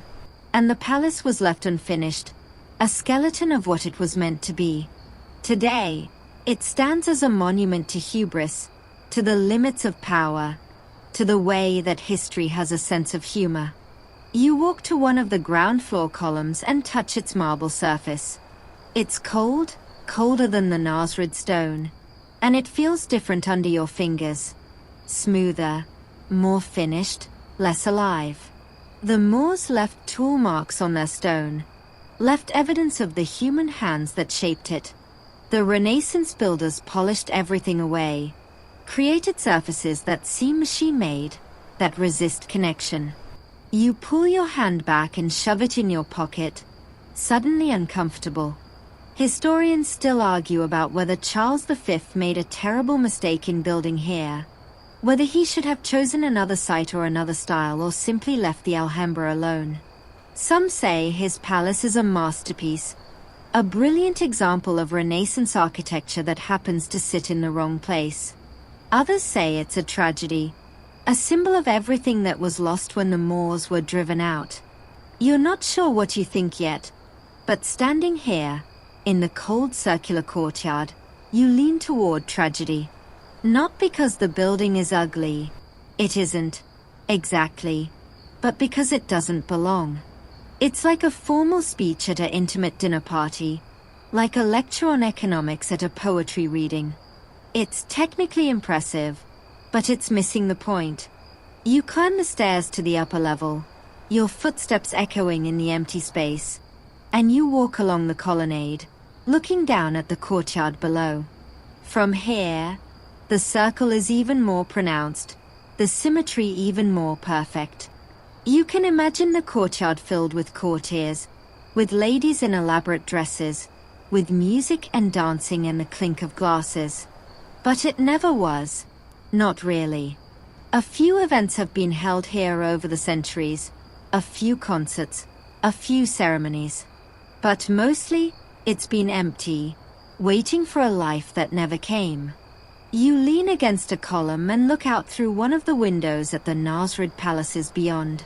From here, you can see the rooftops of the courtiers, the towers of the Perched, the cypress trees of the drowsy gardens. They look small from this height, almost fragile, like toys arranged on a table. And maybe that's what Charles wanted, to look down on the conquered city, to see it reduced to a backdrop for his own grandeur. But the joke's on him, because now, 5 centuries later, people come to see the Alhambra, not his palace. They walk through his circular courtyard on their way to something else, snap a few photos, and move on. His monument to himself has become a footnote, a curiosity, a detour on the way to the real thing. You leave the upper level and descend to the ground floor again, walking slowly through the empty space. The silence here is different from the silence in the Nasrid palaces. There, the silence felt natural, organic, like the building was resting between breaths. Here, the silence feels forced, like the building is holding its breath, waiting for something that will never arrive. You can feel the weight of that waiting, the pressure of all those unfulfilled intentions, and it makes you want to leave, to get back to the living parts of the Alhambra. But before you go, you notice something you missed on your way in. A small door at the base of one of the walls, half hidden behind a column. You walk to it and try the handle, and it opens onto a narrow staircase leading down. You descend, and you find yourself in a series of underground chambers, vaulted spaces that were meant to be service areas, storage rooms, maybe even dungeons. They are empty now, completely empty, and they feel even colder than the courtyard above. You walk through them slowly, your footsteps echoing off the stone, and you realize that this is the only part of Charles's palace that was ever finished, the only part that was ever used. The grand spaces above remained empty, but down here, in the darkness, servants and slaves went about their business, keeping the emperor's dream alive even as it crumbled above them. You find a small room at the end of a corridor, and in it, someone has left a single chair, wooden, plain, facing a blank wall. You sit in it, just for a moment, and you try to imagine what it would be like to work down here, day after day, never seeing the sun, never knowing if the spaces above would ever be completed. You think about the workers who built this place, who hauled stone and mixed mortar and carved marble, all for a dream that was never realized. They probably didn't think about it much. They were too busy working, too busy surviving, too busy living their lives in the shadows of monuments they would never fully see. You stand and leave the underground chambers, climbing back up to the circular courtyard and then out through the main entrance. The night air hits you like a blessing, cool and clean, and you breathe deeply, grateful to be free of that cold, unfinished space. You turn back to look at the palace one last time, and in the moonlight, it looks almost beautiful, almost harmonious. Almost. But you know now what lies beneath it, what lies behind it, what it cost and what it failed to become. And you know that you'll never see it the same way again. You leave the palace of Charles V behind and follow a path that leads away from its cold symmetry, back toward the older, warmer parts of the Alhambra. The path curves between high walls, then opens onto a courtyard you haven't seen before, one that feels different from any of the others. This is the Court of the Reeds, a name that suggests something wilder, less formal. And as you step into it, you understand why. The court is long and narrow, planted with tall reeds that rustle in the night breeze, and at its center, a channel of water runs from one end to the other, flowing fast and clear over a bed of smooth stones. You stand at the edge of the channel and watch the water rush past, carrying leaves and small twigs on its journey through the palace. This water is moving faster than any you've seen tonight, with a purpose, an urgency, that feels almost out of place in this place of slow reflections and quiet fountains. You kneel beside it and dip your hand in. And the water is cold, colder than the other channels, and it carries a faint smell, something you can't quite identify. It takes you a moment to place it, but then you have it.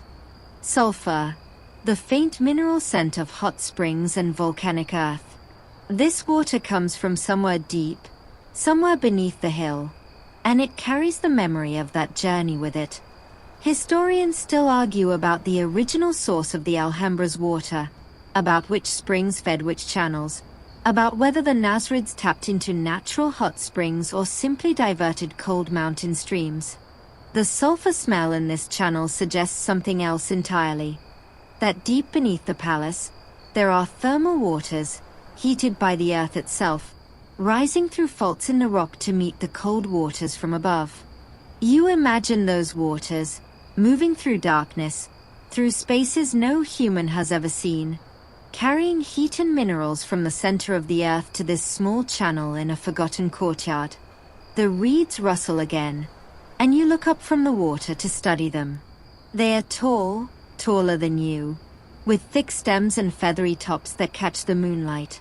They grow thick along both sides of the channel, their roots in the running water, their heads reaching toward the sky. This is not a formal garden, not a place of clipped hedges and geometric patterns.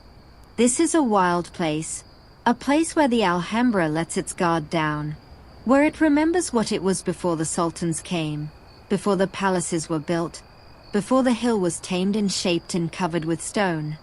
You stand and walk along the channel, following it as it curves through the courtyard. The reeds press in on both sides, brushing against your arms as you pass, and their smell is sharp and green, cutting through the faint sulfur of the water. You feel hidden here, enclosed, as if you've stumbled into a secret that wasn't meant to be found. The path ends at a small pool where the channel widens, and here the water slows, circles, then continues on its way through an opening in the wall. You sit on the edge of the pool and dangle your feet in the water, just above the surface, not quite touching. The pool is deep enough that you can't see the bottom, just darkness below the moving water, and you wonder what lies down there. Fish, probably. The same kind you saw in the Court of the Myrtles. Maybe turtles, if the water is warm enough. Maybe nothing at all. You lean back on your hands and look up at the sky, visible through a gap in the reeds, and you let your mind drift with the water. This courtyard is named for the reeds, but there's another name for it, an older name, one that's almost forgotten. In some old documents, it's called the Court of the Lion Fountain, because once, long ago, there was a fountain here, carved in the shape of a lion, that spouted water into this same pool. The lion is gone now, moved somewhere else, lost to time and renovation and the endless remaking of the palace. But the water remembers, and the reeds remember. And if you sit here long enough, you can almost hear it. The roar of water from a stone lion's mouth, the splash as it hit the pool, the laughter of children who played here centuries ago. You close your eyes and listen to the water, and gradually, other sounds emerge. The rustle of reeds, the distant call of an owl, the faint hum of the city far below. And beneath all of that, something else, something so faint you almost miss it. The sound of water moving underground, deep beneath the hill, in channels that haven't seen light for millions of years. You press your ear to the stone, trying to hear it better, and for a moment, you think you can. A low rumble, a constant presence, the breathing of the earth itself. This is what the Moors understood. You think. They didn't just build on the land. They built with it, listened to it, let it shape their designs. They found the places where water rose from the earth and built fountains there. They found the places where the wind spoke and built windows there. They found the places where the stone was warm and built baths there. They didn't fight the land. They collaborated with it. And the result is a place that feels alive, that feels like it grew here rather than being imposed. You open your eyes and look at the water again, and you notice something floating in it, something pale against the dark. You reach in and fish it out. A single petal, white, probably from one of the roses that grow somewhere in the gardens. It's perfect, untouched, as if it was placed here deliberately. You hold it in your palm for a moment, then let it drift away on the current, watching as it disappears through the opening in the wall, carried towards some other courtyard, some other pool, some other night visitor who might find it and wonder. The reeds rustle again, more urgently this time, and you feel a shift in the air. The wind is picking up, carrying the promise of cooler temperatures, maybe even rain. You stand and stretch, your legs stiff from sitting, and you take one last look at the pool before turning away. But as you do, you notice something carved into the stone at the water's edge, almost hidden by the reeds. You push them aside and kneel to look, and you see a small inscription, just a few words, in Arabic. You can't read it, but you can feel its age, its wear, the way the letters have been smoothed by centuries of water and touch. You run your finger over the carving, and you wonder who put it there, and why. A lover, maybe, carving a message for someone who would find it by the water. A poet, leaving a line of verse for future generations to discover. A simple visitor, like you, who wanted to leave some mark of their passage. You'll never know, and that's okay. The mystery is part of the gift. You stand and push through the reeds, back toward the path that brought you here. But before you leave the courtyard, you turn and look back at the pool, at the channel, at the rustling reeds. In the moonlight, they look almost like a painting, like something from a dream. You commit it to memory, this small wild place in the heart of the palace, this reminder that even the most carefully designed spaces can't completely tame the world. The water still flows, the reeds still grow, the earth still breathes beneath the stone. And you, for a little while, were here to witness it. You leave the court of the reeds and follow a path that climbs gradually, taking you away from the gardens and toward the walls that guard the Alhambra's perimeter. The sound of water fades behind you, replaced by the sound of wind, which grows stronger as you gain height. You're approaching one of the towers. You realize, one of those square sentinels that punctuate the walls at regular intervals. And as you draw closer, you can see it looming ahead. The Torre de los Picos, the Tower of the Points, named for the pyramidal stones that project from its upper walls like rows of sharp teeth. You circle the base of the tower, looking for a way in, and find a low door set into the eastern face. It's unlocked, of course, because nothing in this dream is locked, and you push it open and step inside.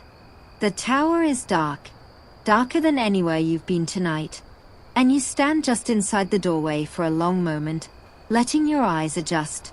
Gradually, shapes emerge, a staircase winding up the wall, a small room at the base with a dirt floor, a narrow window that lets in a sliver of moonlight. You cross to the window and press your ear to the stone, and you can hear the wind outside, scouring the walls with a sound like distant waves. This tower was built for defense, for watching, for keeping the Alhambra safe from enemies who might approach across the valley or climb the hillsides in the dark. Guards would have stood here, night after night, staring out at the same view you're about to see, looking for torches, for movement, for anything that didn't belong.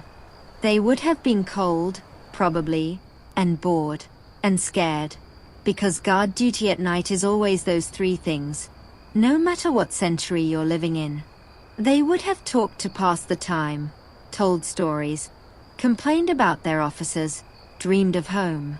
And they would have listened to the wind, just as you're listening now. You start up the stairs, climbing slowly, your hand on the cold stone wall. The staircase spirals tightly, and the windows become more frequent as you climb, narrow slits that let in slices of moonlight and gusts of cold air. At each one, you pause and look out, watching the view expand with every turn. First you see the rooftops of the Alhambra, then the Generalife Hills, then the valley, then the mountains beyond. By the time you reach the top, you can see everything.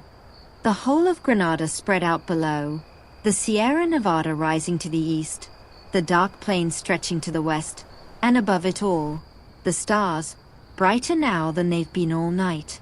You step out onto the tower's roof, and the wind hits you full force, whipping your hair across your face and tugging at your clothes. It's cold up here, much colder than in the courtyards below, and you wrap your arms around yourself and lean into it, letting it push against you. The wind has been scouring these walls for 7 centuries, you think, since long before this tower was built, since long before the Alhambra existed, since long before humans came to this hill and started building things. It will be scouring them 7 centuries from now, long after you're gone, long after these stones have crumbled to dust. The wind doesn't care about you, or about the sultans, or about the guards who stood here watching. It just blows, because that's what wind does. You walk to the edge of the roof and look down at the walls below. The pyramidal stones that give the tower its name project outward like spikes, and you can see how they would have made it difficult for anyone to climb, how they would have discouraged even the most determined attacker. But they are beautiful too, in their way, their geometric shapes catching the moonlight and casting sharp shadows on the wall below. The Moors were never just practical. Even their defenses had to be beautiful, had to please the eye as well as protect the body. You turn and look inward, at the Alhambra spread out below you. From this height, you can see the whole complex, all the courtyards and palaces and gardens you've wandered through tonight, reduced to a geometric pattern of roofs and walls and towers. You can trace your path, see where you started and where you've been, understand for the first time how all these separate spaces connect. The Court of the Myrtles is a dark rectangle, the Courtiers Tower a square block, the Partel a smaller rectangle at the edge. It all fits together, a puzzle you've been solving all night without realizing it. Historians still argue about the original names of some of these towers, about which sultan built which, about whether certain towers had specific functions or were just general-purpose defenses. The Torre de los Picos is well documented, its name and date of construction recorded in multiple sources. But others are mysteries, their origins lost, their purposes guessed at. You look at them now, these dark shapes along the walls, and you wonder about the guards who stood in each one, about the lives they lived, the things they saw. Did they ever look out at the city below and wonder what it would be like to live there, to be free of this hill, this duty, this endless watching? Or did they love this place, feel proud to be part of its defense, imagine themselves as protectors of something precious? You lean against the parapet, and the wind dies down for a moment, as if catching its breath. In the sudden stillness, you can hear other sounds, the faint trickle of water from somewhere below, the rustle of leaves in the gardens, the distant bark of a dog in the city. These are the sounds of the Alhambra at night. The sounds that have been here for centuries. The sounds that will continue long after you're gone. You close your eyes and let them wash over you. Let them become part of your memory, part of who you are. When you open your eyes again, the wind has returned, stronger than before, and you shiver despite yourself. You've been up here too long, you realize. The cold is seeping into your bones, and you need to move, to descend, to find warmth somewhere. But you don't want to leave, don't want to give up this view, this moment, this connection to all the guards who stood here before you. You compromise by walking slowly around the roof, tracing the parapet with your hand, memorizing the shape of the battlements, the texture of the stone, the way the moonlight falls on everything. At the far side of the roof, facing east toward the mountains, you find a small niche in the wall, a place where a guard might have sat to get out of the wind while still keeping watch. You sit in it, and it fits you perfectly, as if it was made for your body. You lean back against the stone and look out at the mountains, their peaks white with snow even in the darkness, and you let your mind drift. The wind howls around you, but you're protected here, sheltered, and you feel a gratitude for whoever built this niche, whoever understood that guards needed places like this, places to rest while still doing their duty. You think about all the nights that have passed since this tower was built, all the guards who have sat in this same niche, looking out at these same mountains. Some of them must have fallen asleep here, must have woken with a start to find the dawn breaking over the peaks. Some of them must have cried here, missing their families, their homes, their lovers. Some of them must have laughed here, telling jokes with their comrades, passing a flask of something warm between them. And all of them, every single one, must have wondered, at some point, what it all meant, why they were here, what they were guarding, whether it mattered. You don't have answers to those questions, not for them and not for yourself. But sitting here, in this niche, with the wind at your back and the mountains before you, you feel like the questions themselves are enough. You don't need to know why you're here, what it all means. You just need to be here, present, awake, alive. The rest will take care of itself. You leave the Torre de los Picos reluctantly, pulling yourself out of the guard's niche and descending the spiral stairs with heavy feet. The wind follows you down, whistling through the narrow windows, and by the time you reach the bottom, you're grateful to be out of it, back in the relative stillness of the palace proper. You step through the low door and find yourself in a narrow alley between two walls, a service passage that leads away from the towers and back toward the inhabited parts of the Alhambra. You follow it blindly, trusting that it will take you somewhere interesting, and after a few minutes, it opens onto a small courtyard you haven't seen before.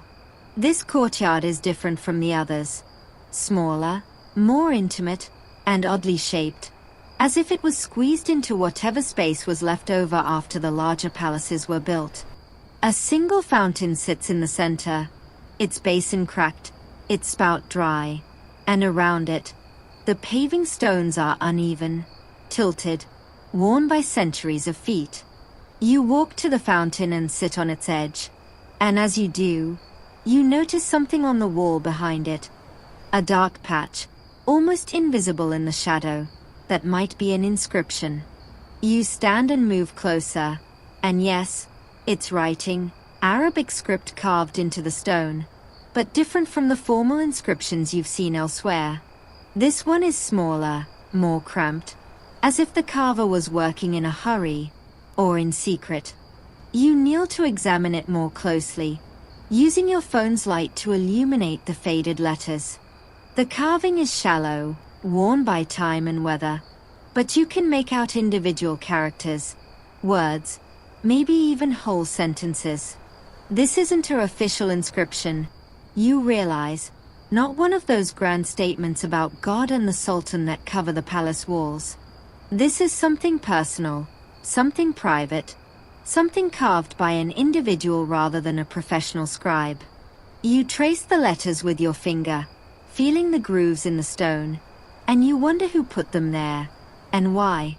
Historians still argue about the prevalence of graffiti in the Alhambra, about how much of it was done by bored courtiers and how much by later visitors. But here, in this forgotten courtyard, you found something that feels authentic, something that might date back to the Nasrid period itself. The style of the script is old, older than the Christian graffiti you've seen scratched into other walls, and the content, as far as you can tell, is poetic, lyrical, full of longing and loss.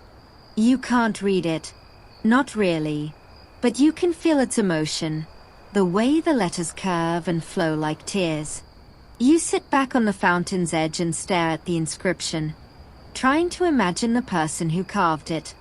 A courtier, perhaps, someone who spent his days in the service of the Sultan, attending meetings, writing letters, managing the endless bureaucracy of a royal court.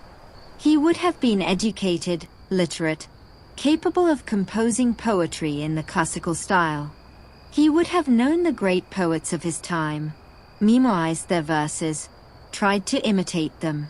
And at night, when his duties were done, he would have come to this quiet courtyard, this forgotten corner, and carved his own verses into the stone, leaving a piece of himself behind for future generations to find. Or maybe it wasn't a courtier at all.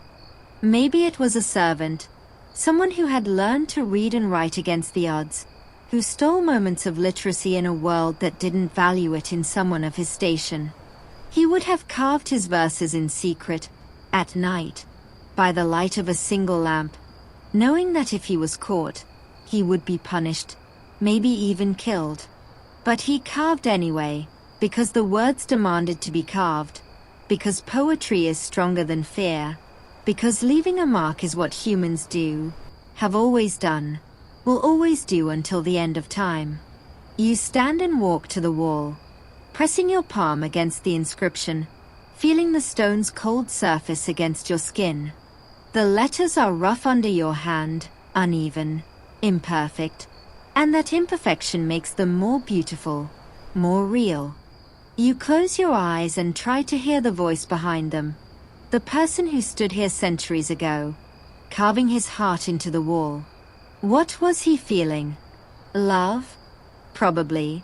Or loss? Or both. The greatest poetry is always about love and loss, about the things we have and the things we can't keep. You don't need to read the words to know that. You open your eyes and look at the inscription again, and now you notice something you missed before. At the bottom, just above the ground, there's another carving, smaller, fainter, almost erased by time. You crouch to examine it, and you see that it's a different hand, a different style, probably from a different century. Someone else found this inscription, someone else was moved by it, and they added their own mark, their own response, their own small piece of immortality. The conversation has been going on for centuries. You realize, one anonymous poet responding to another across the gulf of time.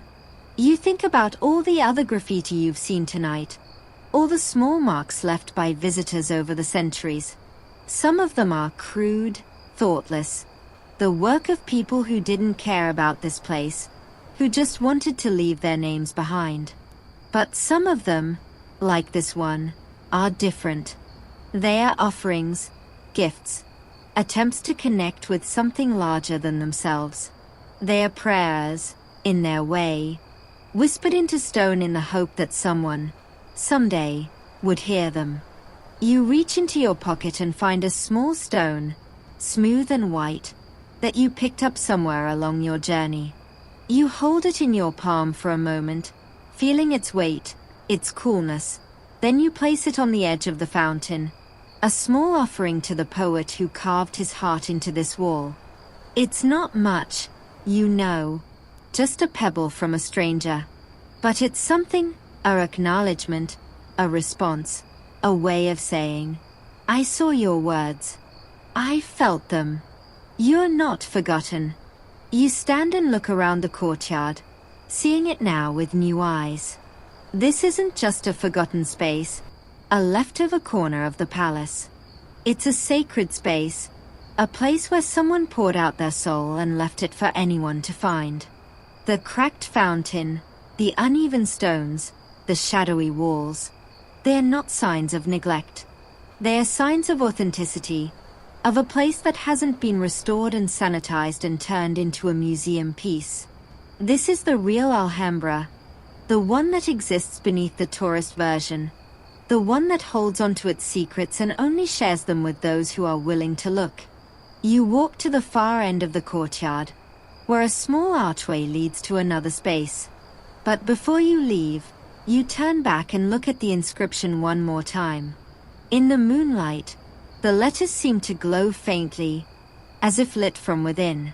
You raise your hand in a silent farewell, to the poet and to everyone else who has ever stood here and felt what you're feeling now. Then you pass through the archway and continue your journey, carrying the poet's words with you, even though you'll never know what they said. The archway leads you through a short passage and into a series of rooms that feel different from anything you've experienced tonight. These are smaller, more intimate, with lower ceilings and narrower windows, and they are arranged in a way that suggests privacy, seclusion, a world apart from the formal spaces of the palace. You've found the Lindaraja, you realize, the quarters of the Sultan's favorite, the woman who held his heart and, sometimes, his ear. You walk slowly through the rooms, letting their quiet intimacy wash over you. The first room is small, perhaps 15 feet square, with a fountain set into the floor and benches along the walls. This would have been a reception space, a place where the Sultaness could meet with visitors, receive gifts, conduct the business of her household. The walls are tiled in geometric patterns, blues and greens and golds that must have glowed in the lamplight, and above the tiles, stucco carvings climb toward the ceiling, their patterns more delicate, more personal, than the grand inscriptions of the public spaces. You sit on one of the benches and close your eyes, trying to imagine the women who sat here, the conversations they had, the secrets they shared. Historians still argue about the exact status of women in the Nasrid court, about how much power they actually wielded, about whether the harem was a prison or a sanctuary. The truth, as always, is complicated. Women in the Alhambra were confined, yes, restricted to certain areas, forbidden from appearing in public. But within those confines, they could exercise considerable influence.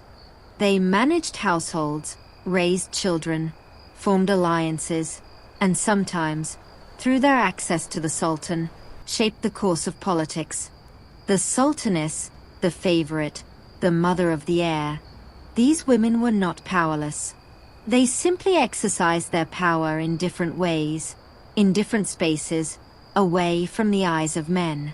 You stand and move to the next room, which opens off the first through a narrow archway. This one is even smaller, more private, with a single window that looks out over the Generalife Hills.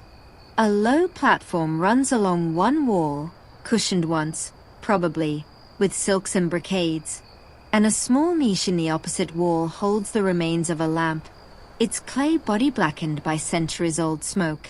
This was a bedroom, you realize, a place of sleep and dreams and private moments.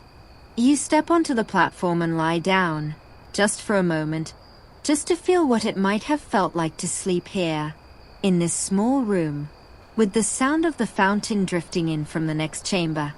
The platform is hard, of course, the stone cold beneath you, but you can imagine the layers of cushions and blankets that would have softened it, the warmth of bodies that would have filled it. You close your eyes and let your mind drift, and for a moment, you're not a modern visitor lying on cold stone. You're a woman, centuries ago, lying in the dark, listening to the fountain, waiting for the Sultan to come to you. You're excited and nervous and maybe a little afraid. Because the Sultan's favor is a dangerous thing, coveted by many, resented by even more. You know that your position here is precarious, that one wrong word, one misplaced glance, could send you back to the obscurity you came from. But for now, in this moment, you're here, and that's enough. You open your eyes and sit up, the spell broken. The room is empty, silent, cold. You stand and move to the window, looking out at the Generalife hills, their dark shapes rising against the starry sky. This is what the Sultaness would have seen from this window, night after night. The same hills, the same stars, the same distant lights of the countryside. She would have watched the moon rise over those hills, just as you're watching it now. And she would have wondered, perhaps, about the world beyond the palace walls, the world she would never see.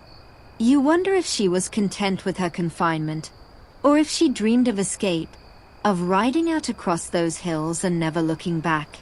You leave the bedroom and move to the final room in the suite, a small chamber with a single large window that opens onto a balcony. You step out onto the balcony, and the view takes your breath away. Below you, the gardens of the Perched spread out in the darkness, their pools reflecting the stars. Beyond them, the Al Basin rises on its hill, its houses clustered together like sheep in a fold. And beyond that, the mountains, the eternal mountains, their peaks white with snow. This was the Sultaness's private view, the view she would have seen every day, every night, for as long as she lived in this palace. You lean on the balcony railing and drink it in, trying to see it through her eyes. The balcony is small, barely large enough for two people to stand on. And you imagine her here with the Sultan, on warm nights, watching the stars and talking about nothing important. Or alone, in the small hours, when sleep wouldn't come, staring out at the same view you're staring at now, thinking about her children, her family, her past. The balcony would have been her refuge, her place of escape, the one spot in the palace where she could be truly alone with her thoughts. A movement catches your eye, and you look down at the gardens below. Something is moving down there, something small and dark, slipping between the hedges. A cat, probably, or a fox, out hunting in the night. You watch it for a while as it moves through the shadows, a wild thing in this most civilized of places. It pauses, looks up at the balcony, seems to see you for a moment, then continues on its way, disappearing into the darkness. You smile, grateful for the company, even if it was only for a moment. You turn and look back at the room behind you, at the small chamber with its single window and its cold stone floor. This was someone's home. You realize, not just a palace but a place where a woman lived her life, day after day, year after year. She ate here, slept here, laughed here, cried here. She gave birth here, perhaps, or watched her children take their first steps.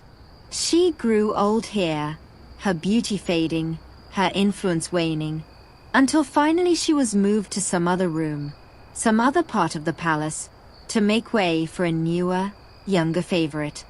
And then she died here, or somewhere else, and was buried in a grave that no one remembers, in a cemetery that has long since disappeared. You step back inside, leaving the balcony and its view behind.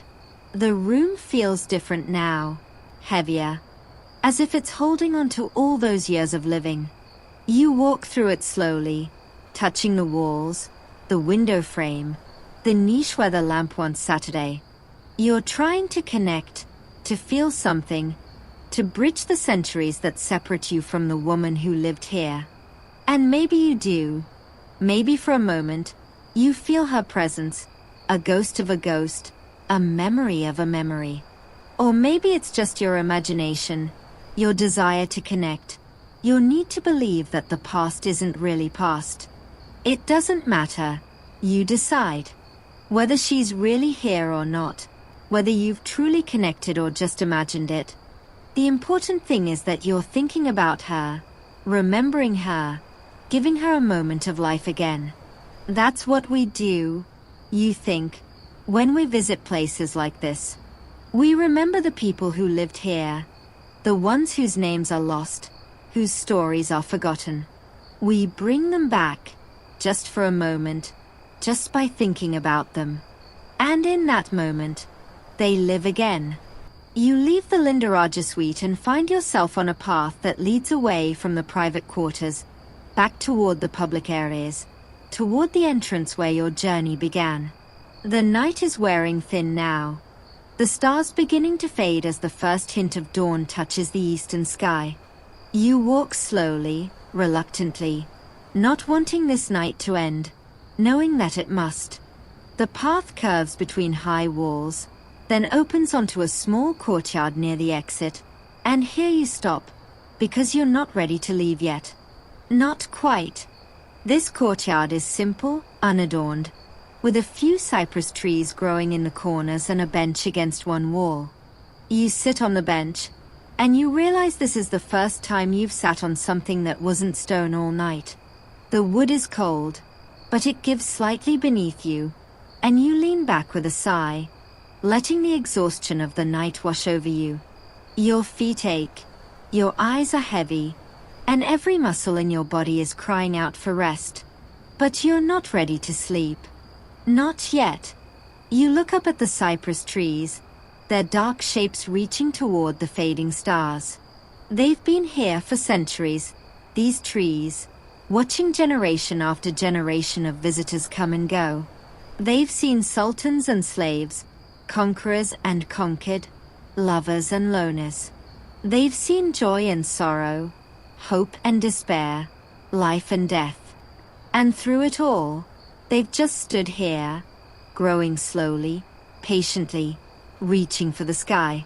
You think about all they've witnessed, all they've absorbed, and you wonder if trees remember, if they hold on to the past the way stones do, the way water does. The first light of dawn appears on the horizon, a pale glow that slowly spreads across the sky. The stars fade one by one, retreating before the advance of day, and the cypress trees begin to take on color, their dark shapes resolving into green. You watch the light creep across the courtyard, touching first the tops of the trees, then the walls, then the bench where you're sitting. It's soft light, gentle light, the kind of light that makes everything look new, made fresh, as if the world is being created all over again. Historians still argue about the meaning of the cypress in Islamic culture, about whether it symbolized eternity or mourning or something in between. But sitting here, watching the dawn touch these ancient trees, you don't need historians to tell you what they mean. They mean endurance. They mean persistence. They mean that some things last, despite everything, despite wars and conquests and the endless turning of the centuries. They mean that you, too, can last, can endure, can keep reaching for the sky no matter what happens below. You stand and walk to the nearest cypress, placing your hand on its trunk. The bark is rough, furrowed, warm from the first rays of sun. You lean your forehead against it and close your eyes, and you let the tree's presence fill you, its ancient stillness, its patient strength. You think about all the people who have touched this same tree over the centuries, who have leaned against it just as you're leaning now, who have drawn comfort from its solidity, its permanence. You're part of that chain now, another link in an endless sequence of human beings who have passed through this place and left a piece of themselves behind. You open your eyes and step back, looking at the tree one last time. Then you turn and look at the courtyard, at the bench, at the walls, at the fading stars overhead. You try to memorize it all, to fix it in your memory, knowing that you'll never be able to hold on to it completely, that some of it will slip away no matter how hard you try. That's okay, you think. That's how it should be. Some things are meant to be experienced, not remembered. Some things are meant to be felt, not captured. The light grows stronger, and you hear the first sounds of the city waking below. A dog barking, a rooster crowing, the distant rumble of a truck. The night is over, and the day is beginning. And soon the tourists will arrive, flooding these quiet spaces with their cameras and their questions and their need to see everything. But for now, in this moment, you have the Alhambra to yourself. Just you, and the cypress trees, and the last fading stars. You walk slowly toward the exit, your footsteps heavy on the stone. At the gate, you pause and look back one last time. The Alhambra rises before you, its towers and walls catching the first light of dawn, its gardens stirring with the morning breeze. It looks different now, less mysterious, less dreamlike, more solid, more real. But it's still beautiful, still powerful, still holding on to all the centuries of history that have passed through its gates. You step through the gate of justice, back into the modern world, and the sound of the city washes over you. Cars, voices, music, the hum of electricity. It's jarring, disorienting, and for a moment you want to turn back, to retreat into the silence you've just left. But you don't. You keep walking, because that's what you have to do. The night is over, and the day is beginning, and you have to meet it, whatever it brings. But as you walk away, you carry the Alhambra with you, in your memory, in your bones, in the quiet places of your heart. You carry the sound of water, the scent of myrtle, the touch of ancient stone. You carry the ghosts of all the people who lived there, who loved there, who died there. You carry the cypress trees and the fading stars and the first light of dawn. And whenever you need to, you can close your eyes and go back there, to that night, to that silence, to that moment when you were completely, perfectly present in a place that has been present for centuries. The night has ended, but the journey hasn't. It never really ends. It just changes shape, becomes something else, something you carry with you wherever you go. And years from now, when you're far from Granada, far from Spain, far from everything you know, you'll close your eyes and you'll be here again, in this courtyard, with these cypress trees, watching the stars fade and the dawn rise, feeling the weight of centuries settle gently on your shoulders. You take a deep breath, and you let it out slowly. The air is cool, clean, filled with the promise of a new day. You start walking, and you don't look back. You don't need to. The Alhambra is inside you now, and it will never leave. As the first light of dawn touches the ancient walls, you find yourself standing at the edge of the Alhambra, watching the world wake below. The journey that began in darkness now ends in light. And somewhere in the distance, you hear the faint sound of water, still flowing, still moving, still carrying the memory of mountains and centuries and all the hands that have touched it. You take one last breath of the cool morning air, and you let it go. The night is over. The dream is over. But the Alhambra remains, as it always has, as it always will, waiting for the next dreamer to wander through its quiet courtyards and listen to the whispers of stone and water and time.